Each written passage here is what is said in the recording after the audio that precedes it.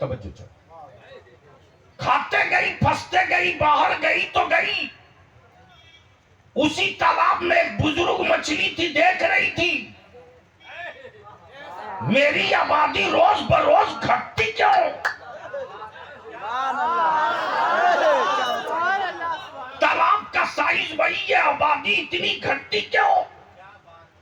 तब उसने बनज़रे खैर देखा तो समझ में आया कि जो इन चारों के पास जाए दोबारा लौट कर ना आवे।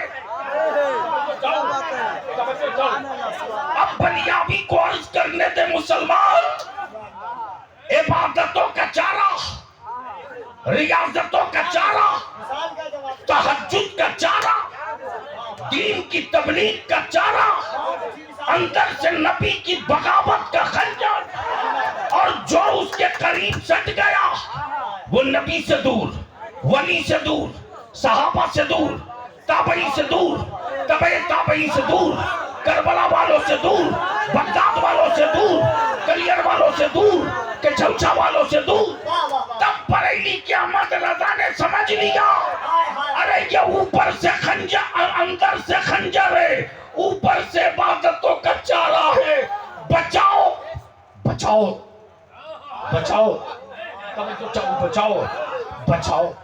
तब इमाम इसको मोहब्बत ने ऐलान जंग कर दिया और ऐलान करके कहा, देख देख, तुम जिसे चारा समझ कर जा रहा, तू जिसे रूह का चारा समझ कर जा रहा, तू जिसे आखिरत का चारा समझ कर जा रहा, तू जिसे कब्र में राहत का सामान समझ कर जा रहा, तू जिसे पुलसिरात पर गुजरने का वसीला समझ कर जा रहा, तू जिसे मीजान पर बख्शिश का पल्ला भारी कराने का जरिया समझ कर जा रहा, देख देख, ऊपर से इबादत है, अंदर से नबी की बगावत का खंजर है, ऊपर से रोजा है, अंदर से नबी की नफरत का खंजर है। खबरदार, इसके करीब मत जा, इसके करीब मत जा,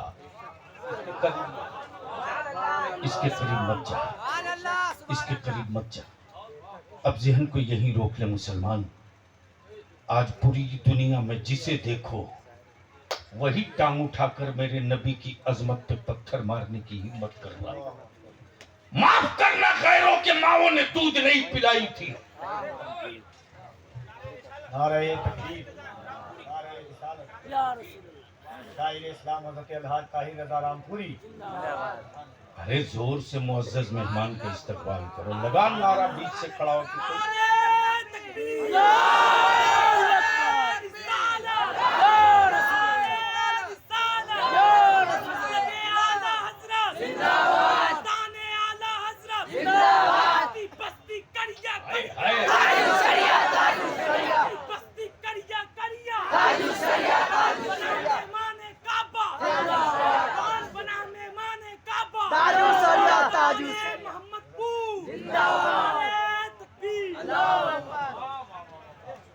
बस गुफ्तगू का ये हिस्सा सुन लो, गुफ्तगू मुकम्मल।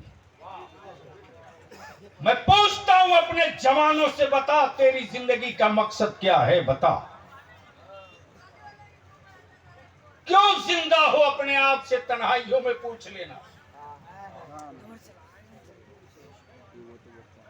कफील अंबर साहब, अगर बिल्डिंग, कोठी, हवेली बनाने के लिए जिंदा है कोई तो याद रखो,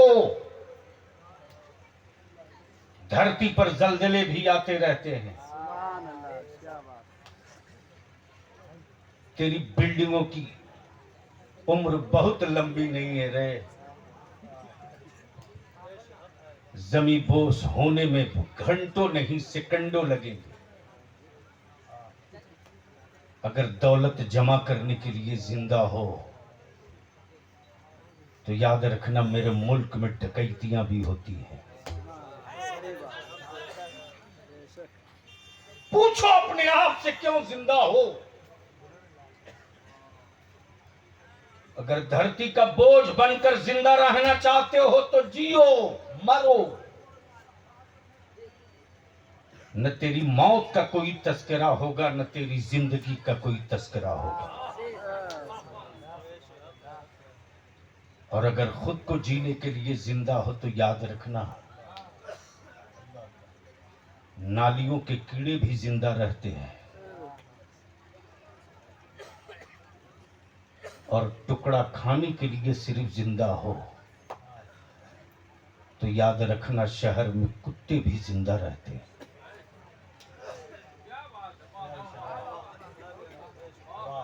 आपकी जिंदगी का मकसद क्या है? क्यों पैदा किए गए हो ईमान वालों की गोद में? बोल सकते हो तो बोल दो, आगे से लेकर पीछे तक या रसूल अल्लाह। तेरी पैदाइश के बाद एक कान में अजान दूसरे कान में अकामत क्यों पड़ी थी? जब तेरी पैदाइश हुई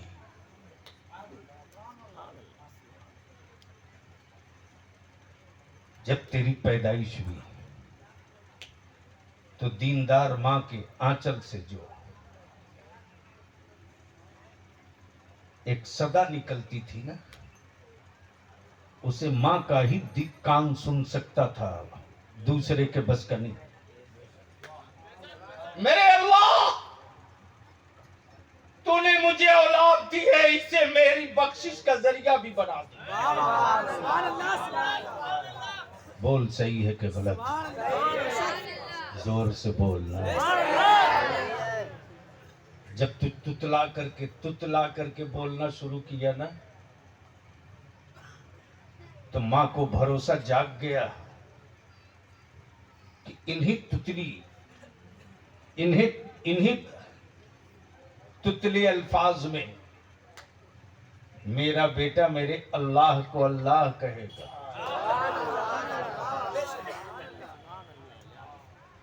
इसी तुतले अंदाज में मेरा बेटा मुझे मां भी कहेगा।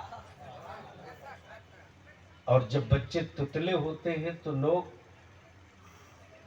उसे कोशिश करते हैं, बोलो बहुत अच्छा लग रहा, बोल सही है कि गलत? ये फितरत है इंसान की, ये फितरत है इंसान की। मुसलमान सोच और पूछ अपने आप से, तू क्यों जिंदा है? हवेलियों के लिए तो जल्जलों को याद रखना, दौलतों के लिए तो डकैतों को जहन में रखना। क्यों जिंदा हो? पूछो अपने आप से, याद रखना ईमान वाले की जिंदगी का एक मकसद है, एक। झूम के बोल दो, झूम के बोलो तो बस एक बात और बोलकर अपनी गुफ्तगू खत्म कर दो, जोर से, जोर से।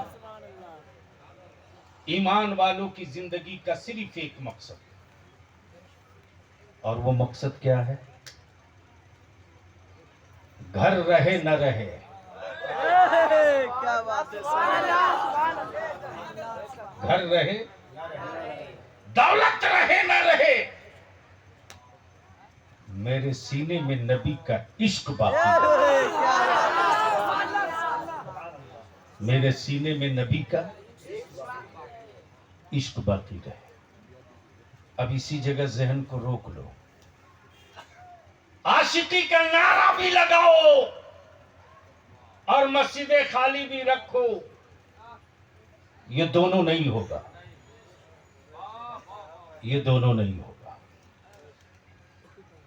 ये दोनों नहीं होगा। आशिक होगा तो बेनमाजी नहीं होगा, आशिक होगा तो बेनमाजी नहीं। माफ करना जी, इश्क की बात करना बहुत आसान है और आशिकी का दावा भी बहुत आसान है, लेकिन आशिक बनना ये आसान नहीं है।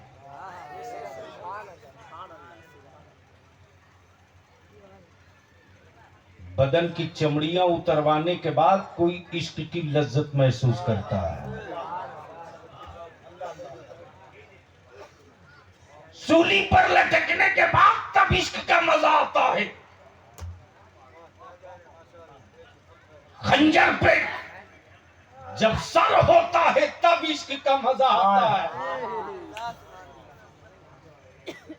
जब कोई अपना ही सर हथेली पर लेके सीढ़ियों पर चढ़ता है तब इश्क का मजा आता है।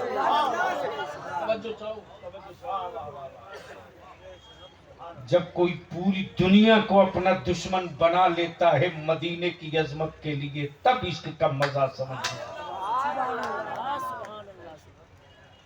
लेकिन कौन समझाएगा आपको? हजरत आज तक तो यही तय नहीं हो पाया। माफ करेंगे, हम अपनी जमात के हजरत लोगों से भी पैर पकड़ के इल्तिजा करके कहेंगे, गैरों के खंजरों का वो गम नहीं है, वो बना ही है मेरे लिए। लेकिन अपनों के पत्थरों ने कम सर नहीं तोड़े हैं। एक दौर था कि इस इलाके का नाम सुनकर के लोग रास्ता बदल लेते थे। पता नहीं कहां से गंदा पानी मेरी छप्पर की दीवारों में छेद करके दाखिल हो गया। माफ कीजिएगा, अगर बचा सकते हो तो मेरी नस्लों को आप बचा लें। और यह भी कड़वा सच है, दीन की अजमत हो, नबी का नामूस हो, कौम के नस्लों का मुस्तकबिल हो। जब जब चुनौतियां हुई है, किसी कॉलेज का प्रोफेसर मैदान में नहीं आया, किसी यूनिवर्सिटी का वाइस चांसलर मैदान में नहीं आया। अरे ये जिगर है, मेरे आलिमों का जिगर है, और ये बर्दाश्त का मादा है कि हर शिकवा और हर ताना सुनने के बाद भी जब देख लेता है कि मिल्लत की कश्ती डूब जाएगी या नस्लों का मुस्तकबिल फूंक दिया जाएगा, तब मेरा आलिम अपने मदरसे की चटाई समेट कर रन में निकल जाता और निकल कर कहता, जब तक हलक में सांस बाकी है दीन के लिए भी उसी चट्टान की तरह लड़ेंगे और अपनी नस्लों के मुस्तकबिल के लिए भी उसी हौसले से लड़ेंगे। हम मजहब भी बचाना जानते हैं और अपनी नस्लों की हिफाजत।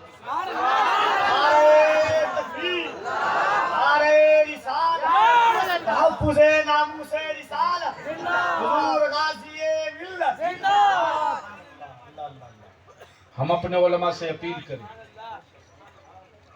अभी 2 रोज पहले कफील अंबर साहब 2 रोज पहले खबर आई, छाती चौड़ी हो गई। बहुत तेजी के साथ वो सोशल मीडिया में चल रहा। एक बारात आई थी सेठ था, धन्ना सेठ की, और उस धन्ना सेठ ने समझा था कि जिस तरह हम जमीन और आदमी खरीद लेते हैं उसी तरह मौलवी भी खरीद लेंगे। बलियाबी करता, सेठों अपनी तिजोरियों पर इतराना बंद करो, बंद करो। मैं जानता हूं तुम करोड़पति तो हो सकता, मेरा रज़्ज़ाक नहीं हो सकता।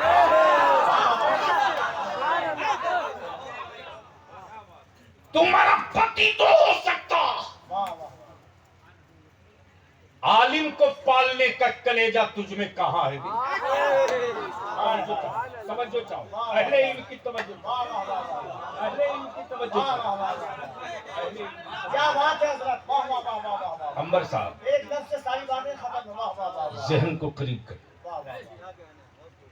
आलिम पालने के लिए कलेजा चाहिए। न कोई आलमगीर औरंगजेब जैसा कलेजा दिखता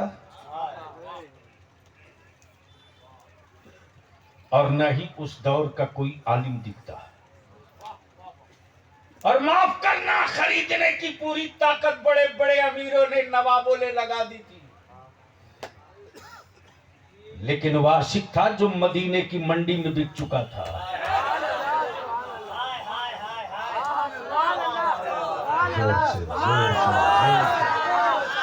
जोर से बोल दो, जोर से ठोक करके बरेली का आशिक बोल पड़ा, मैं गदा हूं अपने करीम का। मैं गधा हूँ अपने मैं गधा हूँ अपने करीम का, हाय हाय हाय हाय मेरा दीन ना नए पार पाने, हाय हाय वाह वाह वाह मैं अपने नबी का गधा हूँ। आए रिसालत आशिक़े मुस्तफा शरीयते मुस्तफा रिफाते मुस्तफा हरकते मुस्तफा सुभान अल्लाह। कफील अंबर साहब, जैसे ही मेरे को फोन आया कि किसी ने धमकी दी है उस आलिम को, लगाया फोन, मैंने कहा हजरत बेफिक्र रहो, गैरों से निपटने के लिए बहुत ताकत है, पहले अपनों से निपट ले। अमम मोहल्ले का कचरा साफ हो जाएगा तो आबादियों में खुशबू कोई रोक नहीं सकता। वाह वाह वाह वाह हम अपने आलिमों से विनती करेंगे, पैर पकड़कर इल्तिजा करेंगे, बचा सकते हो तो बचा लीजिए। रडार पर मेरी नस्लें खड़ी है, बचा लीजिए। मत तय कीजिए कि इमामत के लिए हमें क्या तनख्वाह दोगे, मत तय कीजिए, मत तय कीजिए, मत तय कीजिए कि मुझे क्या मिलेगा। कह दीजिए कि तेरी सारी शर्तें कमेटी वाले मंजूर है। तू खिलाए जब भी वाह वाह, न खिलाए जब भी वाह वाह। तू तनख्वाह दे तब भी वाह वाह, न दे तब भी वाह वाह। तेरी सारी शर्तें मंजूर है, मेरी सिर्फ 2 शर्त मान ले। जोर से, जोर से, अरे जोर से, जोर से, जोर से। मेरी सिर्फ ये 2 शर्तें हैं। जिस बारात में नाच बाजा गाजा डांस डीजे, और जिस बारात का दूल्हा खरीदा हुआ होगा, मैं उसका निकाह नहीं पढ़ा सकता। ये मेरी पहली शर्त है, ये मेरी पहली शर्त। और जिसके ईमान के बारे में तहकीक ना हो जाए उसका जनाजा भी नहीं पढ़ूंगा, ये दूसरी शर्त है। सिर्फ 2 शर्त। बाकी वारिसे अंबिया और भूखा रह जाए, ये कासिमे नेमत को कहां गवारा।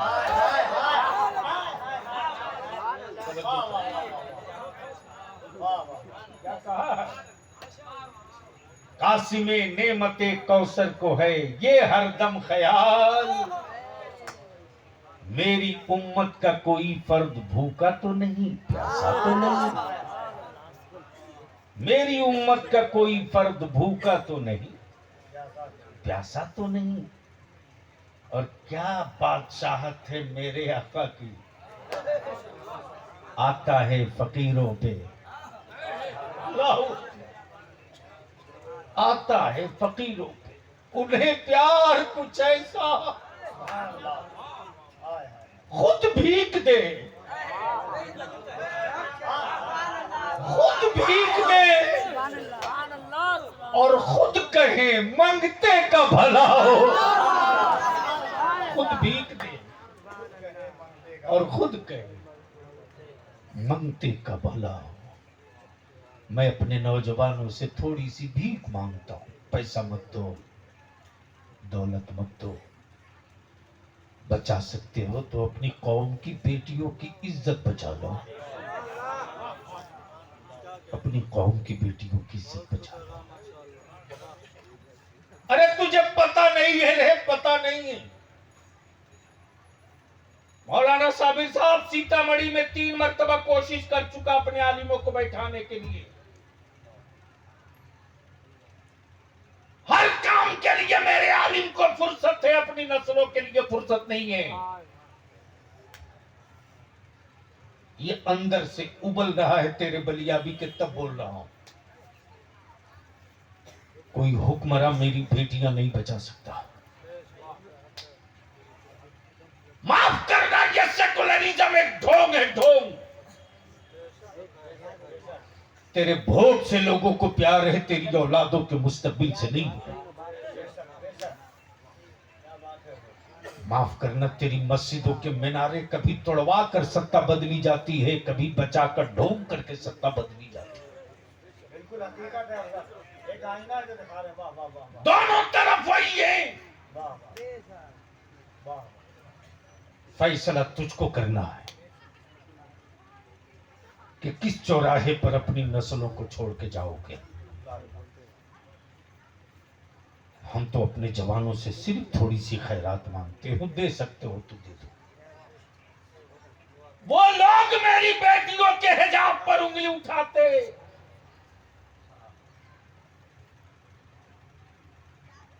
जिनके पूर्वज आज भी बाजारों में नंगे घूमा करते हैं।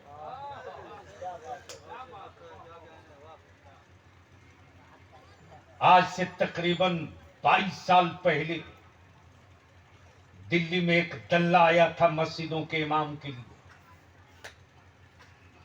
और दिल्ली के उस वक्त के हुक्मरान ने सोचा था मैं इमाम खरीद लूंगा। कफील अंबर साहब उस वक्त क्या बेचैनी थी रईसुल कलम की जामिया हजरत निजामुद्दीन औलिया में। अल्लामा साबिर साहब जी से लगता था कि कांटों पर करवट बदल रहे हो। जैसे ही किसी ने खबर दी बलियावी आ गया, रईसुल कलम बाहर निकल गए, लिफ्ट आके बोले बेटा मैं बहुत परेशान था, जल्दी से तैयार होकर जा मीटिंग। मैं नहीं जा सकता, जा। प्राइम मिनिस्टर की कोठी पर मीटिंग है, आज मेरी मस्जिदें ज़बह की जाएगी, जा। चंद सिक्कों में मेरे इमाम को जलील किया जाएगा, जा। हमारी मस्जिदें लूट ली जाएंगी, 1 महीने के अंदर अंदर, जा जा।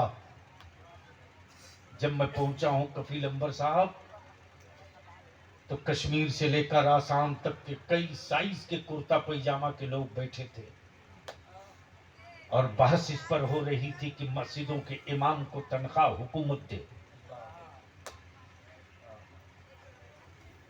यानी शहद की शीशी में जहर दिया जा। जैसे ही मैं हाथ उठाया कि मैं बोलना चाहता हूं, लोगों ने समझ लिया कि रईसुल कलम का आ गया। बोल बोल बोल बोल। लोग घड़ी दिखाने लगे कि मैंने कहा मैं पटना से आया हूं घड़ी देखने नहीं। और प्राइम मिनिस्टर साहब आपको मैं कह रहा हूं, मुसलमानों की गुर्बत में सखावत आपने नहीं देखी है। रिकॉर्ड है, निकाल के देख सकते हो तो देख लो, प्राइम मिनिस्टर की मीटिंग थी। एक एक जुमले रिकॉर्ड हो रहे थे, वीडियो बन रही थी। मैंने कहा था गुर्बत की वजह से आप नहीं खरीद सकते हो। मुसलमान गरीब जरूर है, ठीक है, लेकिन आपके एमपी और एमएलए उतना अच्छा कपड़ा नहीं पहनते जितना बढ़िया कपड़ा मुसलमान गरीबी में भी अपने इमाम को पहना लेता है। और मेरे इमामों की फिक्र आप मत कीजिए, उन साधु संतों की फिक्र कीजिए जो बरसों से अब तक कपड़ा नहीं पहन पाए हैं, उनको कपड़ा पहनाइए। मेरे इमामों की फिक्र मत कीजिए, उनको कपड़ा। नारे तकबीर, वो हाथों को उठाए मोहब्बत से, नारे तकबीर,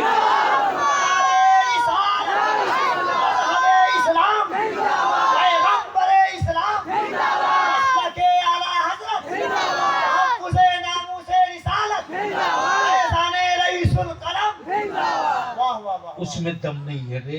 मेरी बेटियों को जलील तुमने किया, तुमने मेरी बेटियों को बोझ तुमने बनाया, तुमने।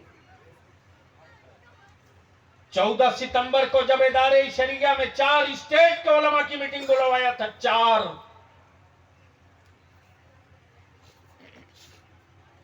रिपोर्ट आई है 2021 और 22 में 700 करोड़ रुपए की जमीन मुसलमानों ने बेच दिया। कितने की? 700 करोड़ की। माफ करना, ये जमीनें बेचकर लोग शहरों में हवेली नहीं बनाए। ये जमीनें बेचकर मुसलमान अपनी बेटियों की शादी की है। अब फैसला तुम कर लो कि अपनी औलादों को कहां छोड़ के मरना चाहते हो। तबेदारी शरिया ने तय किया और तहरीक बेदारी के लिए आहद किया। हम सैल्यूट करते हैं अपने उन उलमा और शोरा को। जब ये तहरीक का नक्शा बनाया तो मेरे आलिमों ने कहा, बलियाबी अब तक कौन ने मुझे जहाज की टिकट देकर बुलाया, मैं गया हूं,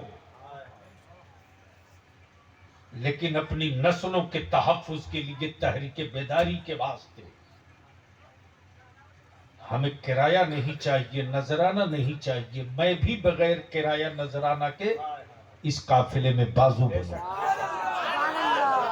और 13 सितंबर से जगह भी वही मुंतखब किया है जो किसी की राजधानी हुआ करती थी। देखते हैं कि सऊदीया वालों में ज्यादा दम है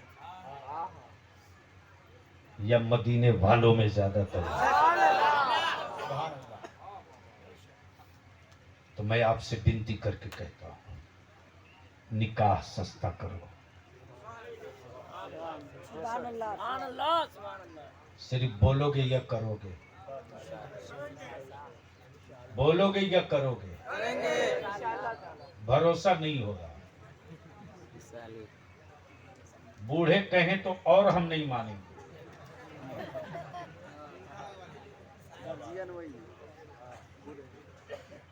हजरत वो तो वो हैं, हजरत लोग भी कम नहीं है।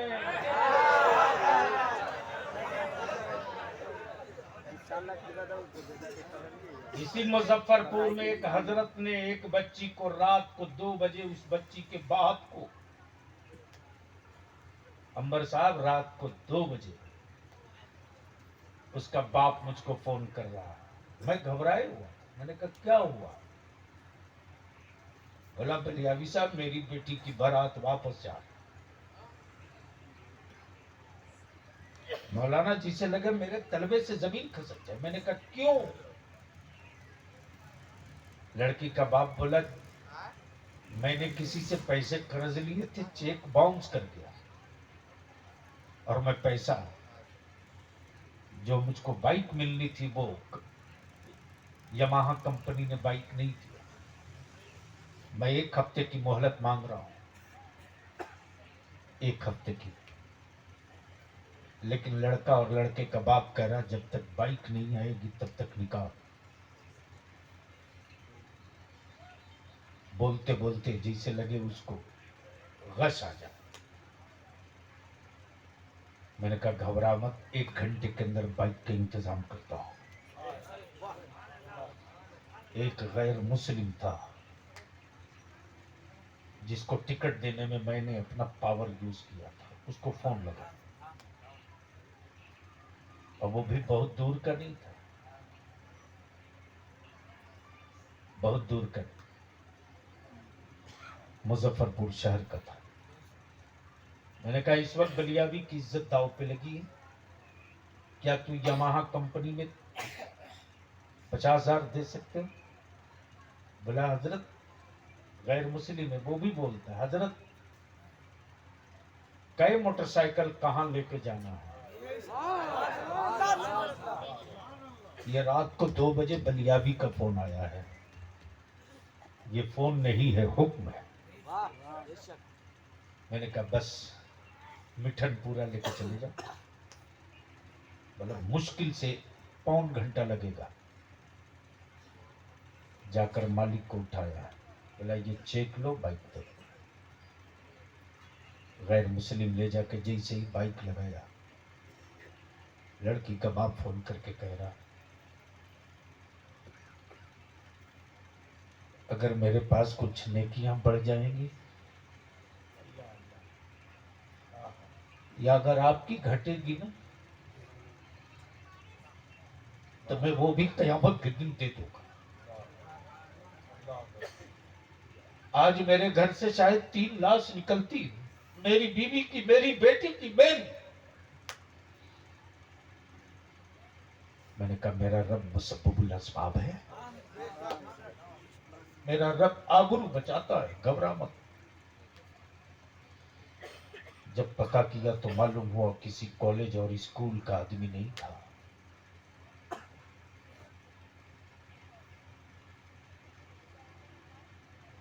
हम झूठ बोलते, आज भी मेरे बच्चों में इतनी गैरत जिंदा है, आज भी, कि अगर कोई लड़का सिगरेट पी रहा हो, आलिम को देखता है तो या तो फेंक देता है या छुपा देता। आज भी हमारे बच्चे अगर ताश खेलते हुए आलिम को देखते या तो गमछा डाल देते या उठ के खड़े हो जाते। इतना के बाद भी आज भी गैरत जिंदा है। हम अपने नौजवानों से विनती करके कहेंगे, बचा सकते हो तो अपनी कौम की बेटियों को बचा लो। लाठी लेकर नहीं बचाना है, खंजर लेकर नहीं बचाना है। निकाह को सस्ता कर दो, निकाह को सस्ता कर दो। जमीन बेचकर दावत खाना, बिरयानी खाना बंद करो। उसी पैसे को बचाकर अपनी औलादों को पढ़ा दो, 5 साल लगेगा, सिर्फ 5 साल।